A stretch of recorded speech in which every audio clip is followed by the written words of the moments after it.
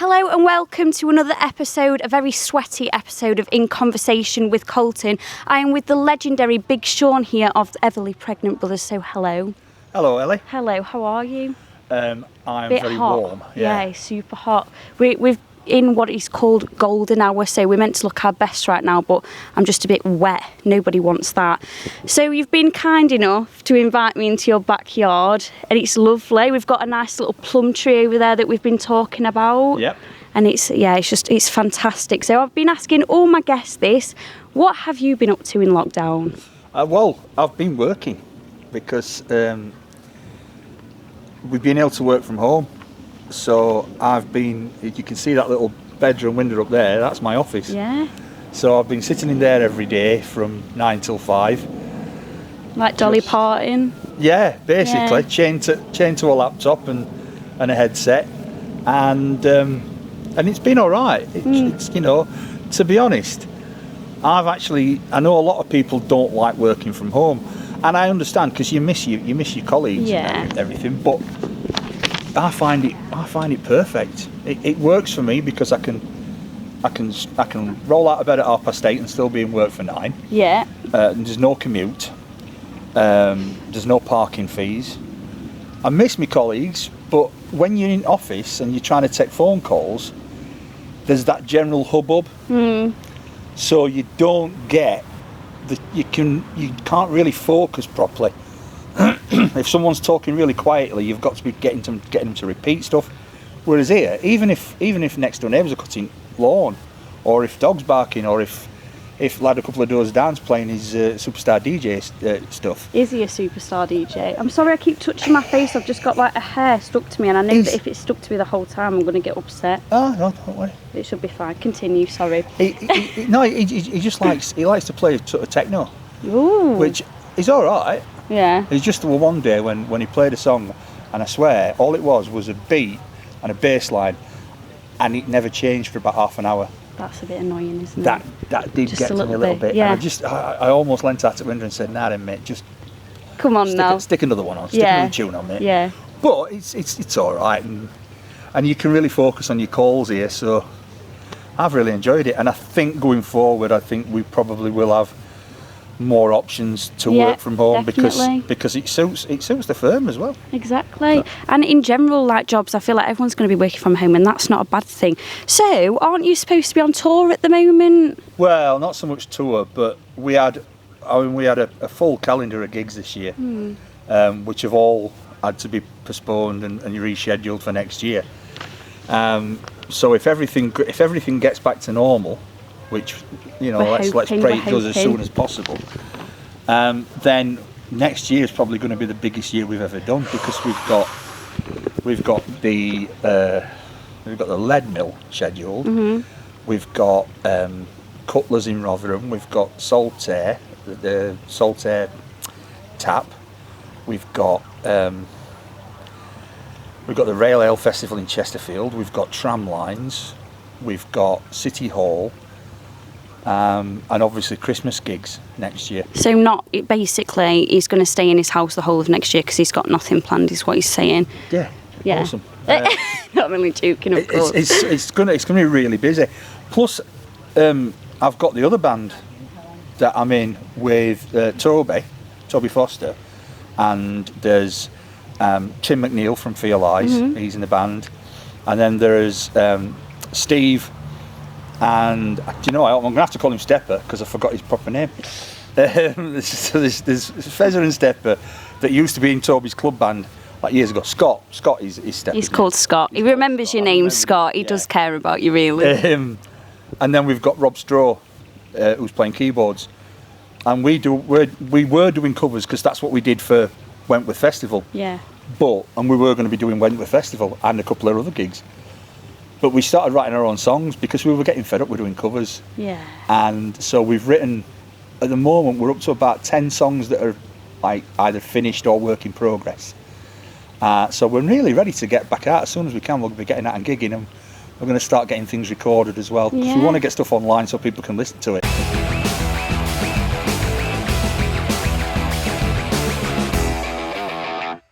Well, that's the thing, though. You've not been quiet in lockdown. You have put out content, especially on the Everly's page. So you've had Don't Go Out and a nice music video for that. I saw you sporting a blue wig, and I thought you looked super fit, super sexy. Well, you see, the blue wig's actually Janine's. I can't lie.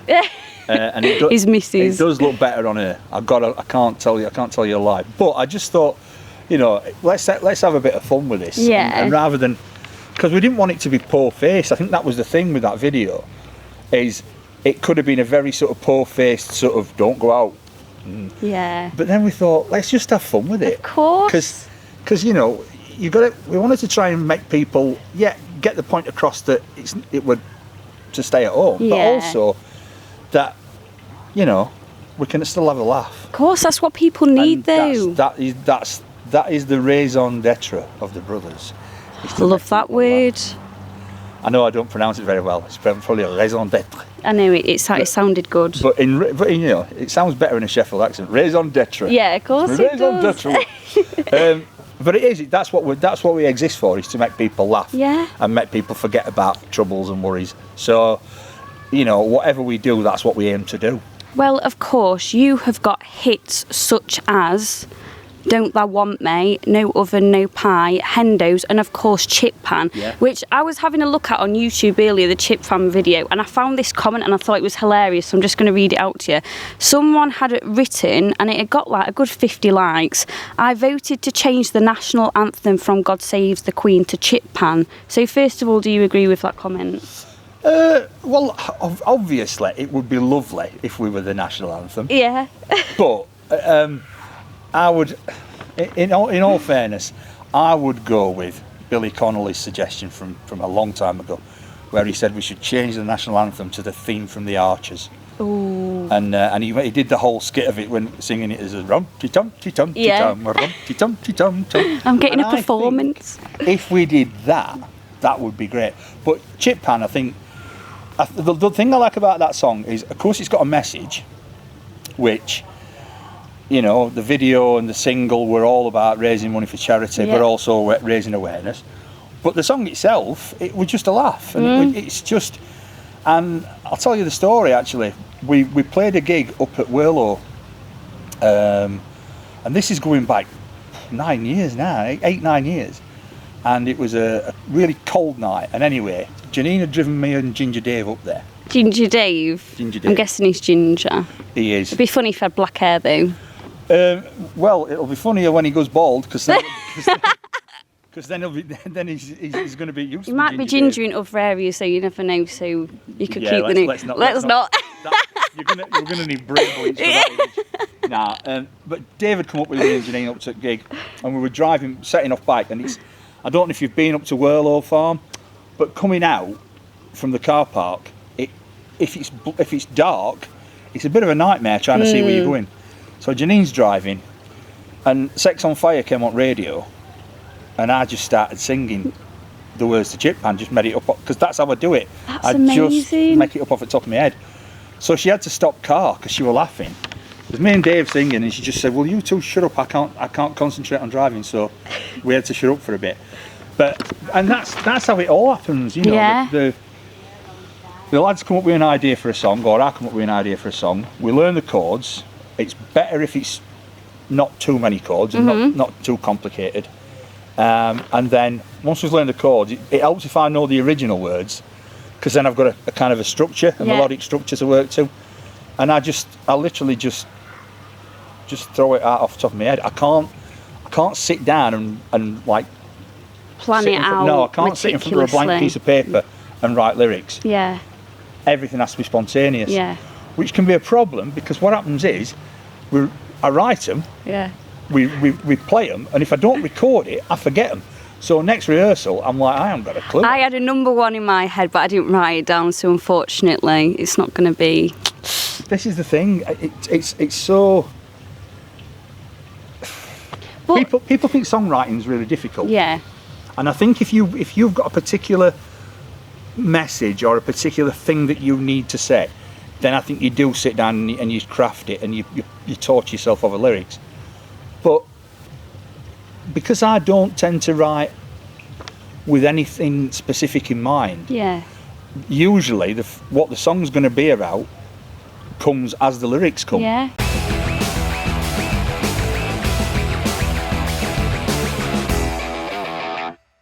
If I'm in a mood to write something happy, then I will. In fact, one of the ones from Tiny Barbara Surf Club, which is the band with Toby, I was sitting in office and it was a quiet afternoon and I got window wide open and I looked out, and obviously this garden attracts all sorts of birds. So I looked on fence, there were 3 sparrows, Yeah. there were a magpie, there were 2 big fat pigeons, and I think there were a blackbird as well. Yeah. All in garden at the same time, and I just thought, you know what, they've got no problems. No. All they've got to do is fly around, eat, Poo. poo, procreate. That's all they've got to do. Yeah. And I just thought, what a life. No Yeah. bills, no. And so I came up with this blues song, or sort of like a boogie woogie thing in my head. And then Rob came round at Friday night and we put a tune to it, and it was just like all about being a bird. Yeah. And it's dead easy, it's dead simple, bit of a light-hearted song, but it's really going to work, and I'm looking forward to playing that one live. Well, good. I mean, the thing is, I wonder, at the time of writing things, do you actually expect them to take off the way that they do? Because you might be humble about it, but you are genuinely a Sheffield legend along with the people that you perform with. So, Yeah. it's, I don't know, I think we're at that point where people know what to expect from us. Oh, yeah. So they know what the subject matter is likely to be. With Brothers, it's going to be beer, pies, food, pubs, toilet humour. Yeah.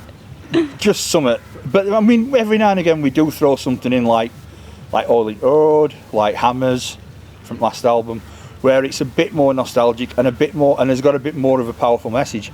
And so we kind of like to mix it up. Every now and again we like to throw something in that's going to make people get a lump in the throat. Yeah. And that seems to work.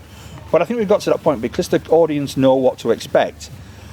We know what to give them. Yeah. So we kind of know what they're going to like. Definitely. I mean, don't get me wrong, there are sometimes we'll try a tune and you just think, I can't do anything with this. Yeah. But then, for instance, we tried to do Swords of a Thousand Men. And at the time when we tried to do it, and it's about 3 years ago, I just couldn't work with it. I couldn't get my head around it. But then we tried it this summer, and it just clicked. So that's one of the new tunes that we're going to be doing, because we've done about 7 new tunes with Brothers. Oh, exciting So yeah, stuff. there will be another album coming at some point soon. And we've covered, as I said, Temple Tudor with that one. We've covered the Beatles. Yeah. We're covering. What else are we covering? We're covering that famous band that I can't remember the name of. I'm only messing with you, Shaun. I'm trying to remember. Bucks Fizz. Oh, how could you We're forget? doing Bucks Fizz, and we're doing a Rick Astley song. Are you going to like whip skirts off and stuff? Is that Bucks Fizz? Is that the Eurovision song? We have thought about that. I think, can I put that idea, can I manifest that idea in your head now? Yeah, I think we have thought about whipping something off. Yeah, I bet. So we'll have to look into that. It's all about. Have you seen them guys? I don't know who. Where you just think, what are you doing? Make your mind up, because they've got camouflage trousers on and an Ivy's jacket. Yeah. It's like, do you want to be seen or not? Yeah. Make your mind up. So it's all about that, really. Yeah. But with a few more sweary words in and stuff. Yeah. So yeah, and we're covering Primal Scream as well, moving on up. Oh, fantastic. And that one is that one's going to be awesome. Yeah. That one's going to be called Hoovering Up. I'm excited for it already. You see, I've brought my mum. Usually I bring my sister to help me out with this, just to make the tripod not fall over and stuff. And she's been there laughing the whole time. So I hope this video gets a good viewing, basically.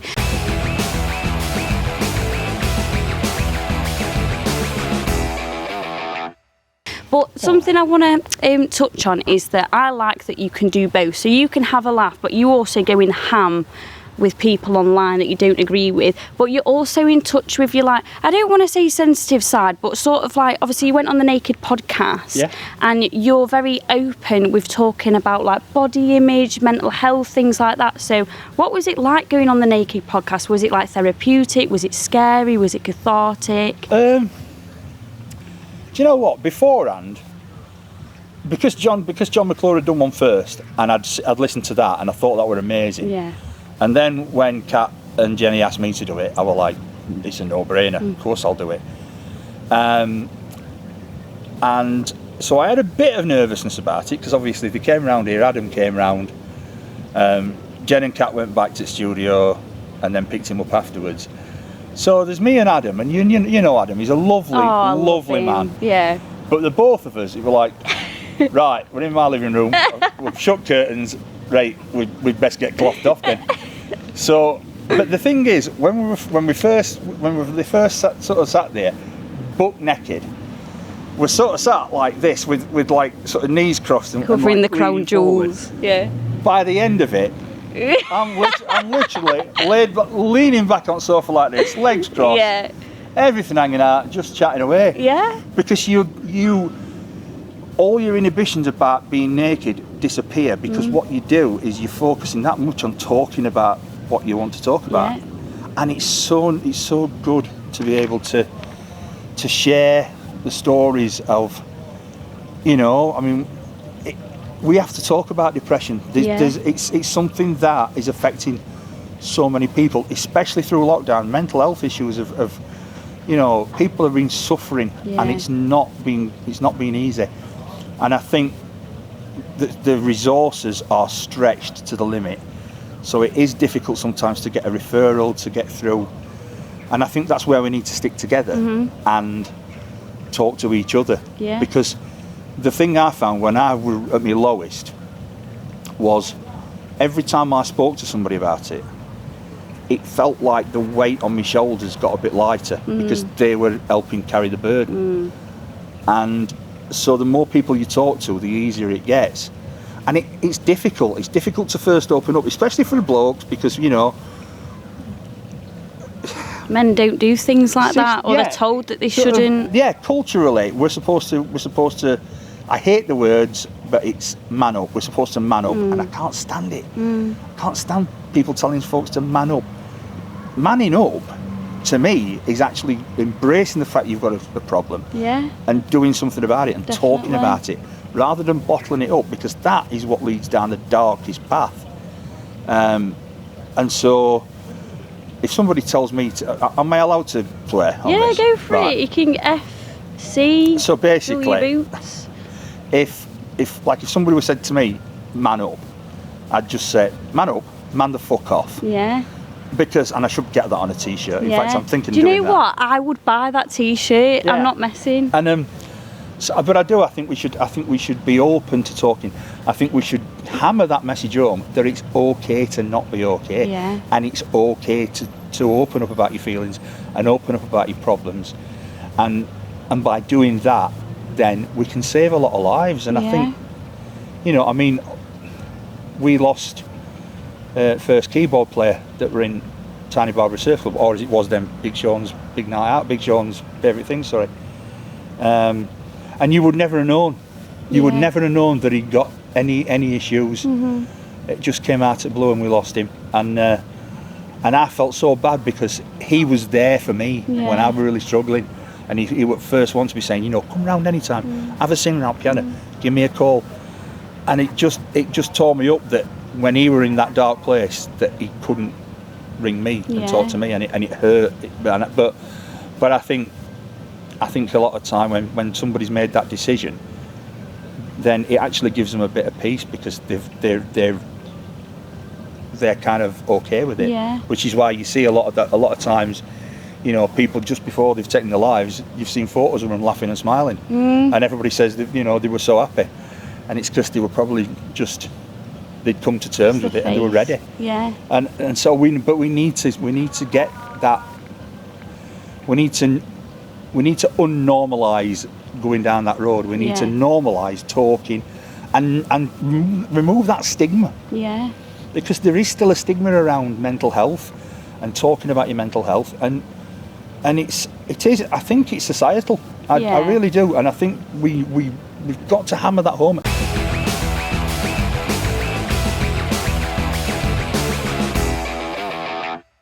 But do you know what?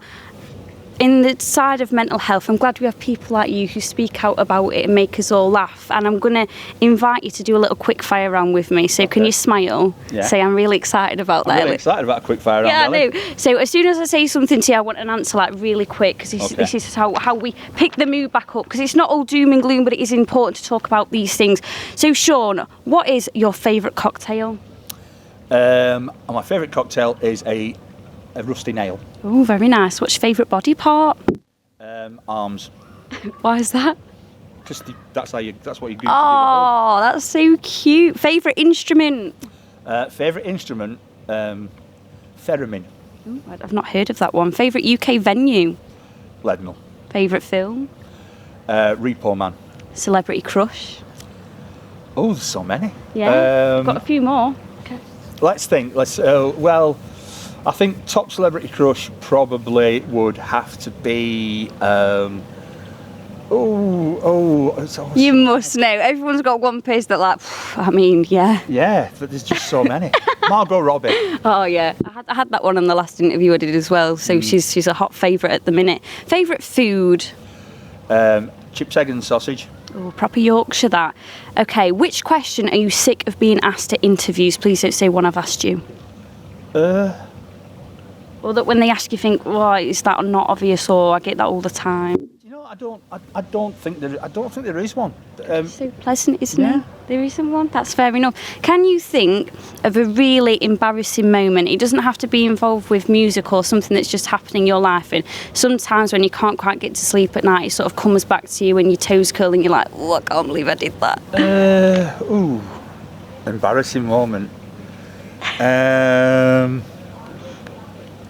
There must be one. Everybody's got one. Oh, there is, but it's so Is it really wrong. bad? It's all right. Really Tell us. Oh no, I can't, because it's so graphic. Is it? Yeah. I'll try and think of something less graphic. We'll come back to that question. All right, we'll come back to that. Well, I was going to ask you finally, how can people find you on social media and keep up to date with the band? But easy. Go on. Facebook, it's Everly Pregnant Brothers, or Big Shaun, or my own page, which is Shaun David Dawn. Twitter, I'm Brother Shaun EPB. There's also an Everly Pregnant Brothers Twitter feed. I'm on Instagram as, I think it's brother _ or EPB. He knows his stuff. 77. Yep. We have a website, so www.everlypregnantbrothers.co.uk. I think that's pretty much everywhere really that you can get hold of us, or you can just catch me walking around Sainsbury's and just say hi from a social distance. Well, as of yeah, today. I mean, obviously keep your 2 meters. However, this is something that I do always say, and I suppose if there was a question that it's not a question that annoys me, but it's a question that I always answer the same way. Is when people see me knocking about, I don't want anybody to ever be afraid to come up and say hello, because I'm not going to like ignore you. If you come and say hello and say, oh, I've seen you at a gig or something, then I'll have 5 minutes for you.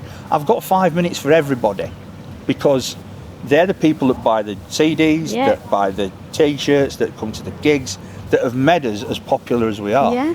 So, and that's why after gigs I always go out into the crowd and have photos taken and talk to folks, because that's if you're a pop star like you, that's what you should be doing. You should be the kind of guy that looks after your fans and that actually has time for your fans. John McClure, I'm going back to my mate John McClure, always has time for his fans. Goes out of his way, comes out after gigs and does another hour acoustic on his own. The man's a legend. I love him to bits, and Revs, I'm so looking forward to seeing them play live once we can get back out and see them. But there's loads. I mean, pretty much every band that I know have got somebody in that band that really go out of the way for fans. And I think that's lovely, because when I was a kid growing up, you know, you idolised your bands. And the really big bands, some of them would come out, like if you'd been to see them at City Hall, they'd come out, they'd sign autographs for an hour. Yeah. And they'd be brilliant, they'd talk to everybody. Others would just go straight on tour bus. That's no good. And that's, you know, that if you're doing that, that's like, you know, your fans are still going to love you, but they're never going to really feel like they're part of it. And I think that's the thing.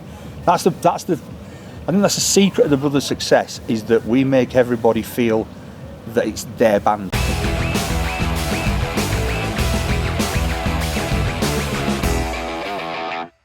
So we're going to leave it there. Thank you so much. I've had such a laugh, and I got very upset at times. Well, not upset, moved. So it's been a little roller coaster these past 30 minutes, 25 minutes. Do you want to give a lasting message to your fans down the camera? If you want to say anything today, go for it. Yeah.